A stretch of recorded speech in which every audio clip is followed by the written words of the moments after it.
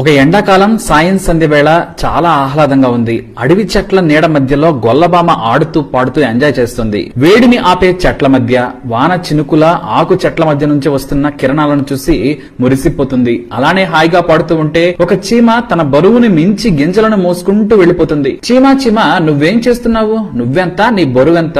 ఎందుకు అంత కష్టపడుతున్నావు? చూడు, ఎండాకాలం సాయంత్రం పూట ఎంత బాగుందో. సూర్యోదయంలో ఉన్న సూర్యాస్తమయాన్ని ఎంజాయ్ చెయ్యి. నా పాట విను, నాతో రా, నీకు అసలైన సరదా ఏంటో చూపిస్తానని పిలుస్తోంది. దానికి బదులుగా నేను రాను అంటుంది చీమ. ఎందుకు రావు? అసలు ఎందుకు కష్టపడుతున్నావు? ఎండాకాలంలో పగలెంత ఎక్కువగా ఉంటుంది, ఈ చెట్ల మధ్య ఎంత చల్లగా ఉందో చూడు, రమ్మంటూ కాస్త ఒత్తిడి చేసింది ఆ గొల్లబామ. అందుకు ఆ చీమ, ఇప్పుడు ఎండాకాలం హాయిగా ఉంది కదా అని సమయాన్ని వృధా చేస్తే తర్వాత బ్రతకడం కష్టమవుతుంది. ఎందుకంటే రాబోయేది వానాకాలం, ఆ తర్వాత చలికాలం. మనకు తినడానికి ఏమీ దొరకవు. ఎప్పుడు వాన పడుతుందో తెలియదు, బయటకు కూడా వెళ్లలేము. నువ్వు కూడా ఏదైనా తెచ్చిపెట్టుకో. ఇప్పుడు కష్టపడితే వచ్చే వానాకాలం చలికాలం మనం హాయిగా తింటూ గడపొచ్చని చెబుతుంది. దాని మాటలు విన్న గొల్లబామ వెటకారం చేస్తోంది. నీకు జీవితాన్ని అనుభవించడం రాదు, ఇప్పుడు సమయం హాయిగా గడపమంటే గింజలు తెచ్చుకోమంటావేంటి అని ఎగతాళి చేసింది. గొల్లబామకు చెప్పినా అర్థం కాదని చీమ తన పని తాను చేసుకుంటూ వెళ్లిపోయింది. మొత్తానికి ఎండాకాలం మొత్తం ఎంతో కష్టపడి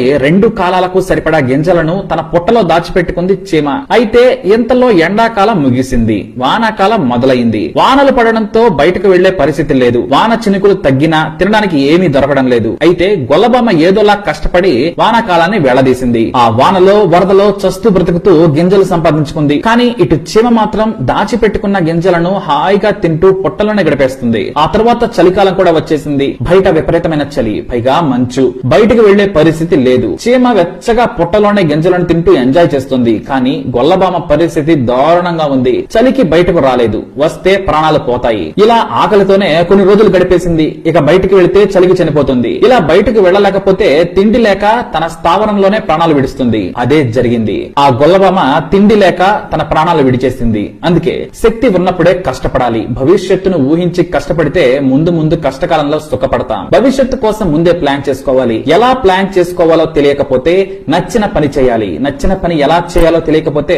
ముందు మొదలు పెట్టాలి. మొదలు పెడితే పని వస్తుంది, ఆ తర్వాత తెలుస్తుంది. అనుభవంతో మంచి మార్పులు వస్తాయి. ఆ తర్వాత దాని ఫలితాలు వస్తూ ఉంటే మనకు వచ్చిన పనిని అస్సలు ఆపము. ఆ ఫలితాలు వచ్చే వరకు వాటిని ముందుకు తీసుకువెళ్తూనే ఉంటాము. ముందు యుక్త వయసులోనే కష్టపడి పనిచేస్తే మలి వయసులో సుఖపడతాం. అందుకే కష్టే ఫలి అంటారు పెద్దలు. సుఖాల వెంట కష్టాలు వస్తాయి. సుఖం తర్వాత వచ్చే కష్టం శాశ్వతం, కానీ కష్టాల తర్వాత వచ్చే